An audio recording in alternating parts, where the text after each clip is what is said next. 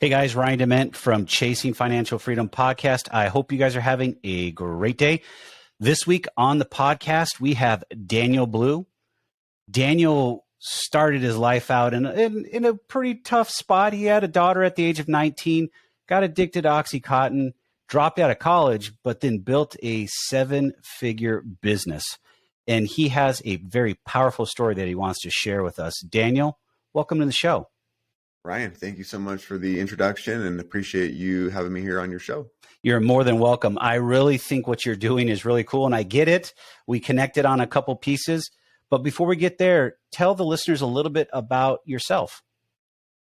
Yeah, so the company that I own solves a big problem in the marketplace, helping people access their retirement accounts. So think 401ks, IRAs, penalty and tax-free. So that's the firm that I own today right here in Las Vegas. And we've got customers in all 50 states. But this idea, the strategy that I just kind of touched on was first introduced to me back in 2008, 2009. That was a pretty dark point in my life, as you alluded to earlier. I had a daughter in 2009. I was 19 years old.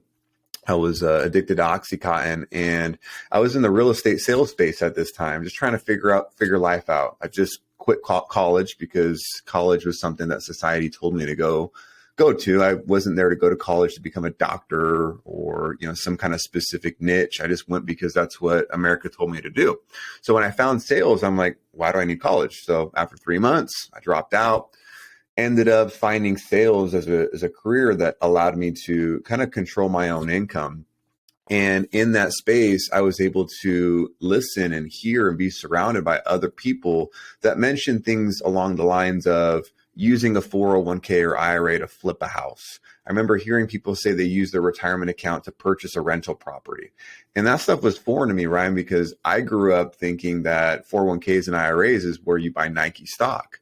Where you buy mutual funds. I had no idea that you could use a retirement account in the types of ways that I was told, right? Using it outside the stock market, like real estate. So I thought this concept was really cool. I knew one day I wanted to jump into this space, and I ended up jumping into this industry right around 2013, 2014.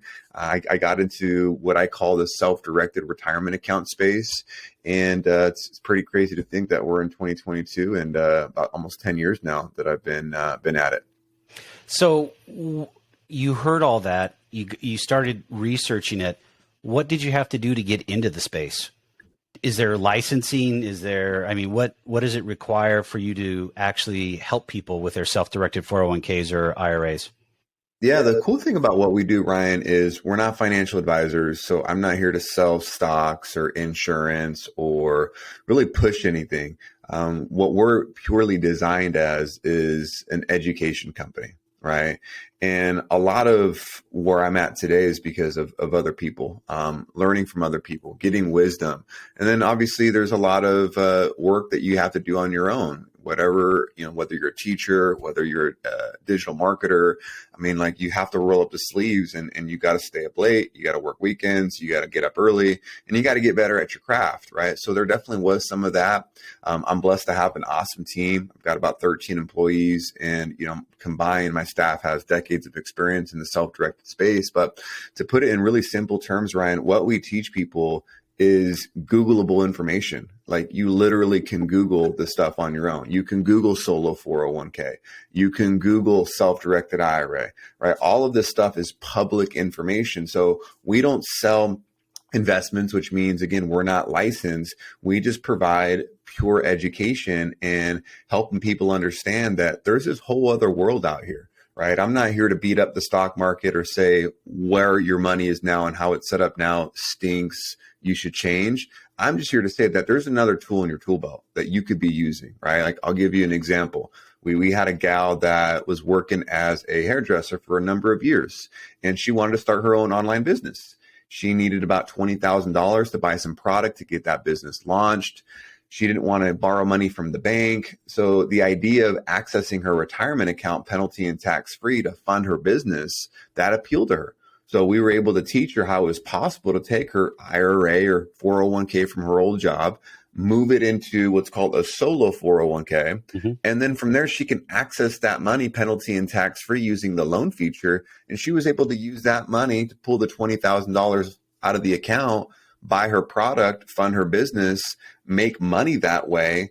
And then fast forward now, she was able to quit her job as a hairdresser, right? Now she has her online business that she's running full time. So, that was just a tool in the tool belt that she was able to use at that time. So that's really what we love doing, Ryan, is just, we don't sell investments. We sell solutions. Where is someone's point A and how can we get them to point B? So I'm guessing you're not a custodial. No, so we're essentially the middleman. So we're and guys, what Ryan is referring to is there's what's called a custodian that you're super savvy, right? So maybe some of your listeners already know this, but maybe there's some of you guys that are like custodian, who's that? So when you have the ability to invest into a real estate property, maybe you want to invest into like multifamily, some kind of syndication, some kind of real estate deal, you have to have a custodian that could administer that type of investment, right? Like if your money's at Fidelity or Edward Jones or Vanguard and you want to invest with Grant Cardone or some other big syndicator real estate investor, and you call your financial advisor and you're like, hey, I want to make this investment in this real estate property, help me. They're going to be like, yeah, we can't do that, but we can sell you this REIT. They'll gladly sell you a REIT, right? So going back to the fundamentals, there has to be a custodian that is self-directed that can administer alternative assets like a promissory note, a private equity placement, right? Things of that nature. So what Ryan was asking is, we are not the custodian. I never want to be the custodian because those guys really just have their hands tied. And I think it's kind of a boring model. I mean, they serve their purpose. They're just in the background. They hold your money like a bank, and that's about it. They don't provide a ton of customer service. Speed isn't really their thing. They don't provide a ton of education. So if you've got a self-directed IRA or a solo 401k with a custodian that could administer alternative assets, a company like ours could help you because we're there to take you by the hand, cross the T's, dot the I's, and take a lot of the paperwork burden off of you, educate you, and just give you that white glove customer service. And they also charge you a lot of fees. I'm not complaining. I mean, because it's a great asset. It's a great tool. There are several, not several. There's many out there, but we'll get into that later, and we can talk about that. But I just wanted to get into that piece. So your entity, Quest Education, how can individuals, let's say I'm leaving my current job and I'm deciding that, I don't know, a good example. I get, here we go. I'm current job leaving. I got my Johnny side hustle going on. It's now come to fruition. It's making money. I'm going to leave and I'm going to go that full time. What are some options other than what you just talked about for that hairdresser and doing her online business? What other type of options does Quest Education offer for somebody like that maybe they want to raise some capital? Maybe they want to have investors, or they want to do it all on their own and be able to transfer that 401k from their employer to somebody that can help them out with that. Yeah. So I always like to start with, when we kind of geek out on this, when we hear about a self-directed retirement account, if you guys think of self-directed retirement accounts, just is a way to invest your money outside the stock market, right? So if you want to invest in precious metals, in real estate, private equity, crypto, things of that nature, you've got to have a self-directed retirement account. Right? And there's different types of self-directed retirement accounts. There's a self-directed IRA. Some of you listening or watching, you guys may have already heard of this, or you may already have this type of account. It's the more popular self-directed retirement account. The second type of self-directed retirement account that's not quite as known is what's called a self-directed solo 401k. And that's for someone that is kind of how Ryan is describing them. They're an entrepreneur, maybe they have a side hustle, and they have no W-2 employees. They most likely qualify for a solo 401k. A self-directed IRA and a self-directed solo 401k, they invest the same way. They can invest into multifamily. They can invest in precious metals. What fundamentally separates these two accounts is an IRA does not have a loan feature and a solo 401k does. It does. So Ryan, there's really three ways that we show value to people. One, we help them pay off high interest rate debt. A lot of people that come to us, they've got 8% that they're making on their money. Mm-hmm. And this is something, Ryan, you probably hear this more than I do, and it just kind of drives me crazy, is when someone will send me a DM, and I actually just got one last week, and he's like, hey man, where should I invest my money? And I'm like, one, I'm not a financial advisor, but two, what's your debt situation look like? And I can't tell you, Brian, how many times I talked to someone where they're like, man, I got $20,000 just chilling. I want to invest into something. What should I invest in? Meanwhile, they've got $20,000 in credit card debt that's costing them 25%. Crazy. I don't know about you, Ryan, but I don't know a ton of places to make 25% consistently without a lot of risk, right? Yeah. Like 25% is really, really, really good. Like if I hear that kind of return, like my antennas are up, sounds great, but like what's the risk, right? Yep. So I always think it's a good idea to have a good foundation. And the average American that has money in their retirement account in the stock market, they're making what, 5, 6, 7, 8% on average. I know right now your retirement account is making you want to take a shot of whiskey or tequila or whatever you drink, because the NASDAQ's down like 25%, S&P's down double digits, right? But during the lows and the highs, 6, 7, 8, 9% a year. Well, if you're making 8% a year on your money, and on the other side of the coin, you're losing 25% because of your debt, you're losing money faster than you're making money. Yep. And a solution to that problem is just being able to access the money in your retirement account penalty and tax free, and use that money to pay off your high interest rate credit card debt. So basically you're taking money that's making you 8%, and you're taking that same money that's making you 8%, and you're paying off debt that's costing you 25%. Now you're not bleeding interest. Your 25% debt's paid off, one shot. There's no more monthly payments to chase. Now you're just making payments back to your solo 401k because it's a loan. So you're replenishing your retirement account. Yes, there's going to be some opportunity cost there. You got to weigh that out, but you're knocking off 25% in interest. That's huge. And then you're replenishing your retirement account, so you're not completely robbing from your future. So, paying off debt, that's a big one. We help a ton of people there, Ryan. So that's number one. Number two is the example I mentioned earlier, is using the loan feature on the solo 401k to fund a business. Maybe you need some money for advertising, some ad spend.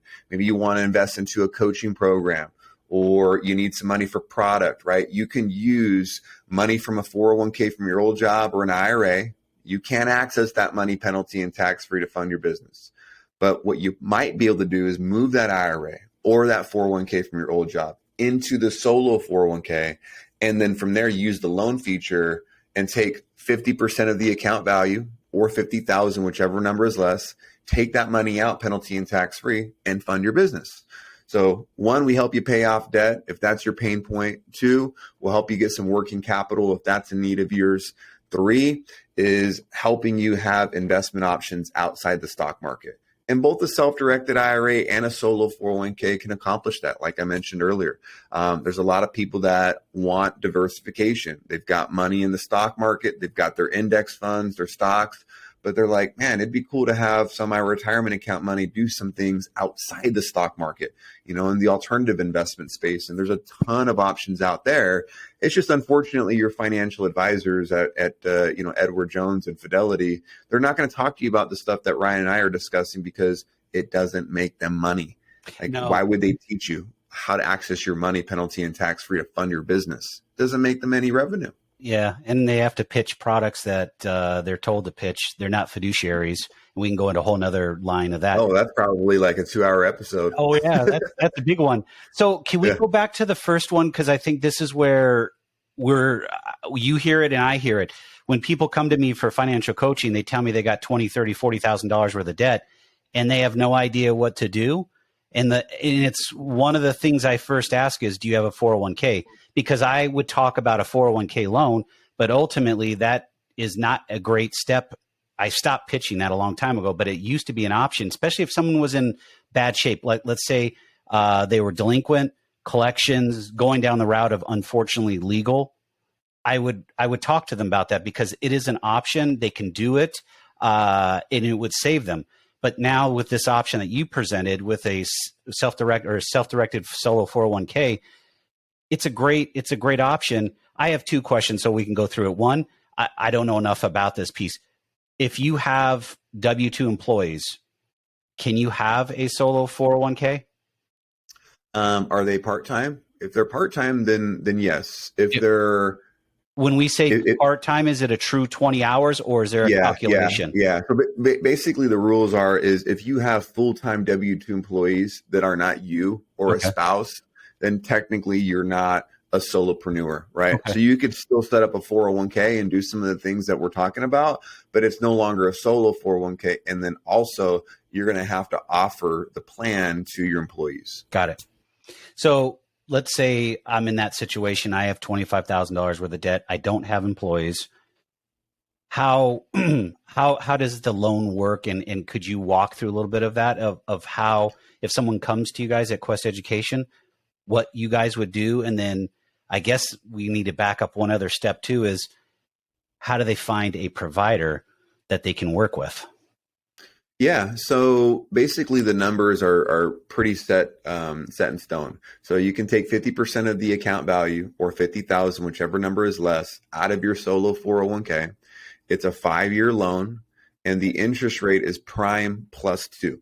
Okay. The interest goes back to your retirement account. It's pretty crazy. When we were helping people with solo 401ks, feels like a couple of months ago, we were telling people the interest rates were like 4.5%, but then the government's been jacking up interest rates. So depending on when you're watching or listening to this, the interest rate on a solo 401k loan is probably going to be around 6 to 7%. But when you take the loan out, it's fixed and it goes right back in your retirement account, that interest. So I'll use an example. Let's just say you've got $25,000 in credit card debt and you're paying 25% in interest. If you had 50,000 in a solo 401k and you took out 25,000 penalty and tax free, you use the 25,000 and you pay off the 25,000 that you owe in credit card debt in one shot. So now you're not making any more monthly payments on that 25% interest rate, $25,000 debt. Now you're making a new payment back to your solo 401k. The IRS requires that you make a minimum of a quarterly payment. If you go beyond, if you miss a quarter, then technically the loan's in default. We always tell our customers to make a payment every month. Like just every month, get in the habit of doing it. That way you don't get caught behind, right? So a monthly payment on $25,000 that you technically owe yourself, owe your solo 401k, 5-year term at, let's just say 6% interest.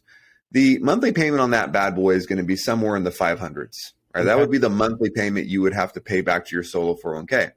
Well, shoot, if you had $25,000 in credit card debt at 25% interest, the monthly payments you're paying on that credit card debt are probably a lot higher than 500, right? They're probably $600, $700, $800 a month.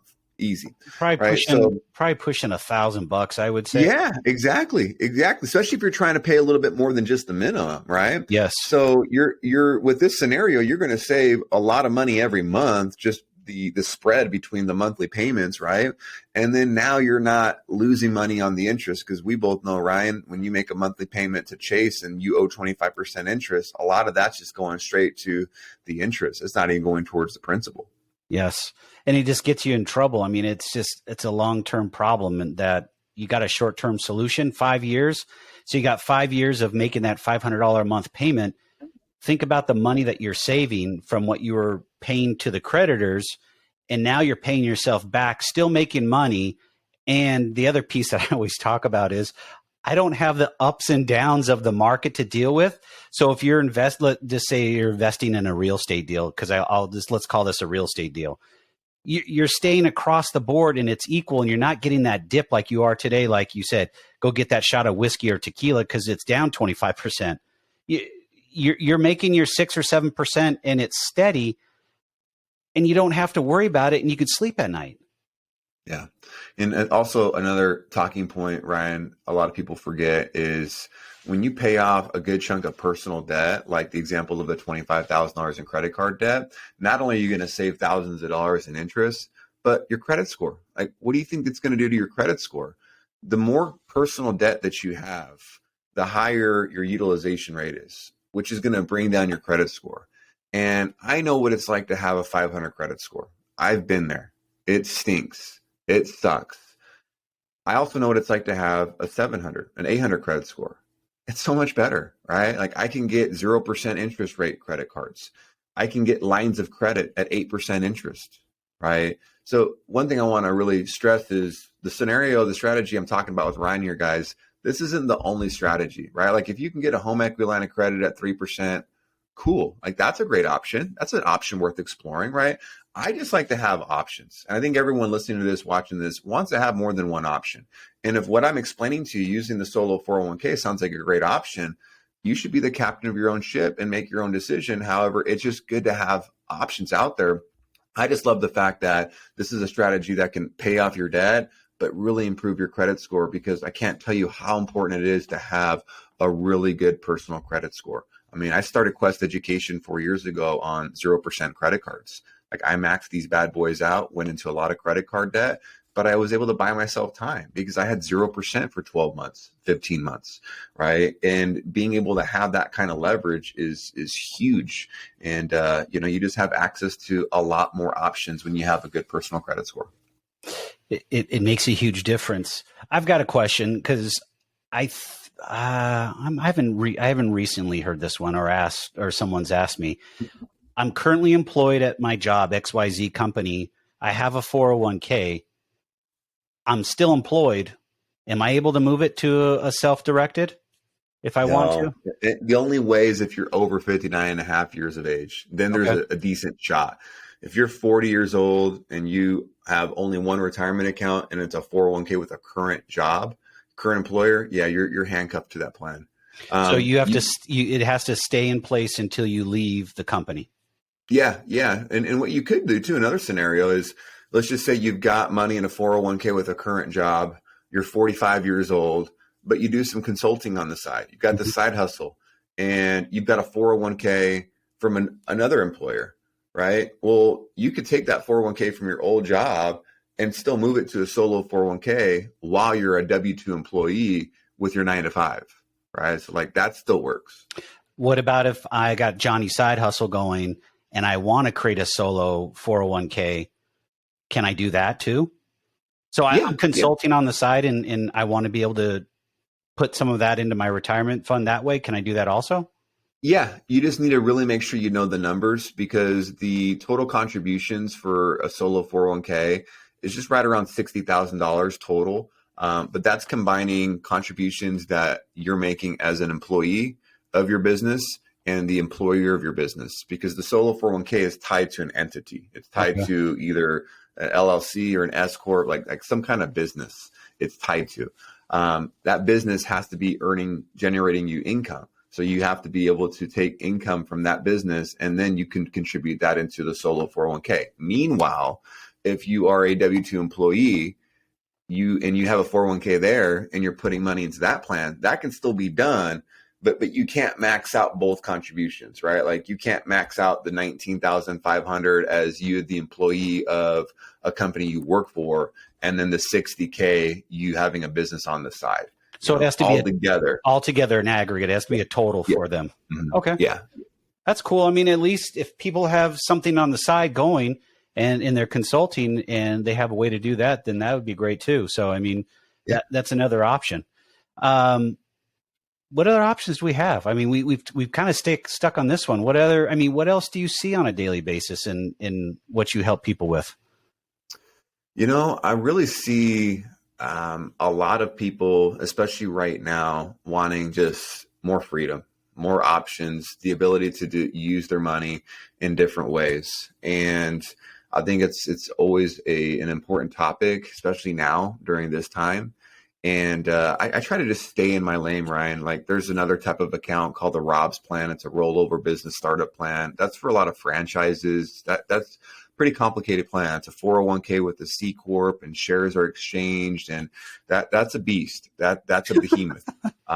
We don't go down that road just because like you have to have a really, really good CPA.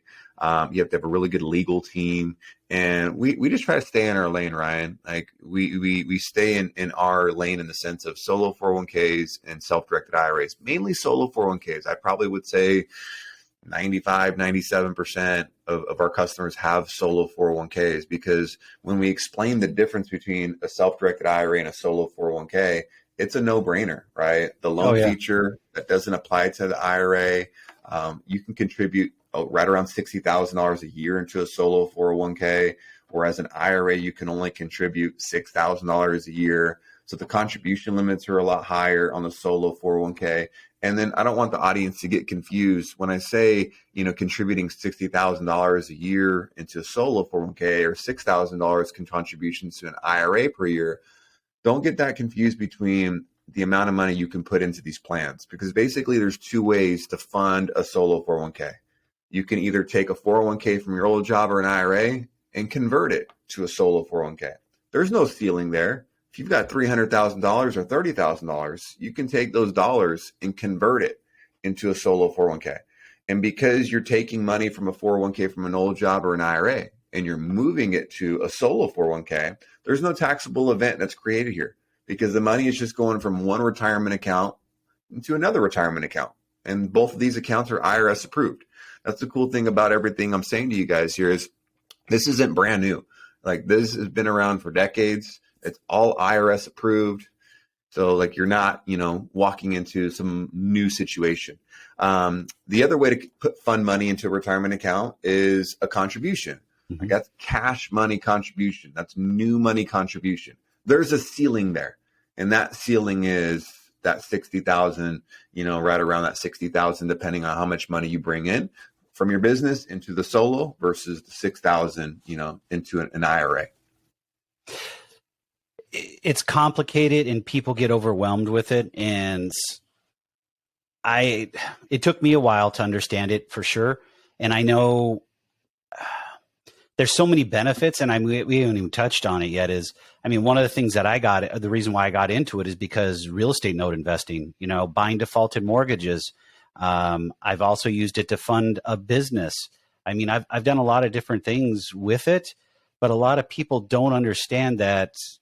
They don't understand the vehicle and being able to have those options, like you said. And I don't know how to say it other than it's disappointing that we don't put this information out there. Like you said, you can Google it, but no one talks about it. It's like this secret, I don't know what, secret world or something to that extent. What causes that? Why would we not want to use these type of vehicles to better ourselves, especially for our futures when we have to retire? Yeah, I do think it just comes down to money, right? Wall Street, those guys run the world, right? Like, that's true. Those guys donate a ton of money to politicians.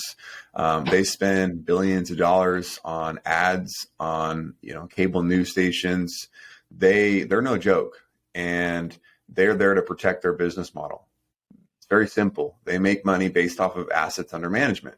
They're making 1% to 2% a year, give or take, on trillions of dollars. The more money that they have under their umbrella, the more money that they bring in, right? So it's just by design. You mentioned it earlier. The employees for these companies are there to pitch products that benefit them, just like a doctor.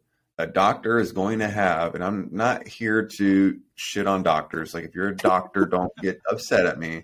But we all know there's doctors that have deals with pharmaceutical companies. They've got commissions. They've got spiffs. Hey, if you can get these pills out here, these drugs, these pharmaceutical products, we'll take you to Mexico, right? Like, that stuff happens. That's real life, right? So, there is that in the financial world as well. So ultimately, the self-directed space where people can call their own shots, because everything I'm describing to you doesn't involve a financial advisor. You're the captain of your own ship. You're the one that decides to do a promissory note, like Ryan said earlier. Maybe you wanted to get into private lending, or maybe you wanted to invest into some kind of note or some kind of private business, or you want to take the risk, because everything that we've talked about here today, it's all risk. Like, there's risk in everything we've discussed. If you want to take some of the money in from your retirement account and fund your business, certainly a risk there. It just comes down to your appetite, your goals, what you're wanting to accomplish financially. And, also there's just a lot of ignorance too, Ryan. I was laughing the other day. We were talking to a customer of ours, and, he calls in and he's just like, hey guys, like, I'm kind of freaking out right now. My CPA, he doesn't know what a solo 401k is. And, he's kind of, making me question, did I do the right thing? I was like, dude, tell your CPA to Google solo 401k. Like, you legit can Google Solo 401k IRS. And the IRS has a page talking about this. Yes, they do. They're the ones that created this plan because they saw, okay, cool. There's SEP IRAs, there's simple IRAs. Like, we need to have entrepreneurs in America have other places to put their money to get some more tax benefits. Like, we don't want our citizens to just rely on pensions and Social Security. Like, we got to hook these Americans up. Let's create the solo 401k. Like, that's the IRS. That's the government, right? Like, that's how this country works. So I just think it's kind of funny. There are some of those people that they just don't know, like that person's CPA. It's amazing. It's been around for a while. There's a lot. I mean, we can unwound a lot here, and we're up against time, but I really want to ask one other question. If you're an individual that just left a business or left a company, and let's say you go to work at a new business, new job, W-2, what would be some highlights or some suggestions you would say to do with that old 401k? Man, that's a really good question. So one, you want to write all of this down and then really think ahead. So for example, the obvious option is you can take that 401k from your old job and cash it out. You're going to get crushed in penalties and taxes, right? You're probably going to lose 30% in penalties and taxes. Probably the last thing that you want to do, but that is an option. Two, you can take that 401k from your old job and move it into the 401k with your current job. Mm-hmm. However, if you do that, are you going to lock your money in, right? Because we've encountered some people where they actually were able to, Ryan, take money from their 401k with their current job. They were under 59 and a half, and they were able to move it out. And the reason why is because that money came from another job, right? So think ahead. Like, if you really like this 401k plan that your new company offers, like, it's sweet, like, great matching contributions, like really good funds, and like, you just like it. And you're like, oh, I might as well just move my money from my old 401k, my new 401k. Well, one question you should ask is, how can I access this money? Like, am I able to move it somewhere else if I want to? Do I have to wait until I quit, or you guys fire me to move this money? Like, what happens if I take my 50 grand from my old 401k and I move it into my new 401k? What are the ramifications? What's my exit strategy with this money? So, like, you really need to think that through, because every situation is a little bit different. Another option, most people do this. They take their 401k from their old job, they move it into an IRA. And most people do that because now they can have more investment options, right? Index funds, single stocks, mutual funds, things like that. And then another option is, they can move it into either a self-directed IRA or a solo 401k. So, you really want to think these things through and think about your end goal, your needs now, your needs down the road. Because if you've got a 401k from an old job, you always can leave it there too, right? Like, there's some people, I think people that are notorious for leaving their 401ks, also known as TSPs, like the example I'm going to give you guys right now, people that work for the government, they've got a TSP, thrift savings plan. Those people are notorious when they quit their job, they just leave the TSP where it's at. And a big reason why is because their funds are so dang cheap, like super low fees. And that's actually a pretty solid setup. Like, I've seen worse, but there's people that are like, no, I'll just leave it where it's at. Like, it's cool doing what it's doing. I know the returns I'm making. I know where it's invested, and I like what it's doing. Cool. Just comes down to your own situation.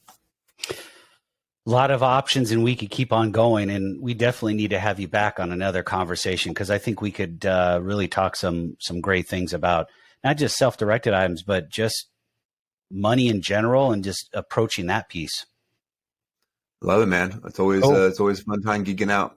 Hey, I'm all for it. So I thank you for coming on today. It's been a pleasure. It's been an awesome conversation. Somebody that understands self-directed IRAs and solo 401ks.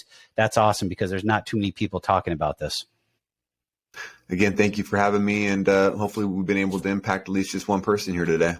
I hope so too, because that's the whole goal. Thank you, sir. I'll be talking to you. All right. See you, Ryan. Bye-bye.